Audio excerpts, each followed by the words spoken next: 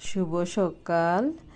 এই যে এই চালের গুঁড়োটা আমি লবণ আর নারকেল দিয়ে করেছিলাম, কোনো মিষ্টি দেওয়া হয় নাই, মিঠাই দেই নাই। আমার মা খাবে বলে বানিয়েছিলাম। তো এত সুন্দর হয়েছে পিঠাগুলো, কোনো ঝামেলা নেই, কোনো আঠা লাগানোর ঝামেলা নেই। খুব সহজ উপায়ে এইভাবে ভাপা পিঠাগুলো বানালে এত সুন্দরভাবে হয়। এই যে পানি টকবক করে ফুটছে, এত ভাপ আসছিল যে আমি হাত দিতে পারছিলাম না। আর পিঠাগুলো আমার খুব সুন্দর হয়েছে। আমি সাঁচে করে দিয়েছিলাম। এই যে আমি ঢেকে দিয়েছি। এই ছিদ্রটা ছিল, আমি পরে বন্ধ করে দিয়েছি যাতে ভাপ না ওঠে, ভাপ সরে না যায়। এই যে পিঠাগুলো এত সফট, এত ঝুরঝুরে, এত সুন্দর হয়েছে। এত সহজ উপায়ে, মানে কোনো ঝামেলা নেই, কষ্ট নেই, খুবই মজার হয়েছিল।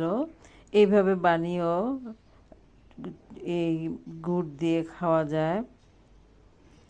তো এইভাবে একে একে সবগুলো বানিয়ে উঠিয়ে নিলাম, খুব ঝটপট, একদম সহজ উপায়ে।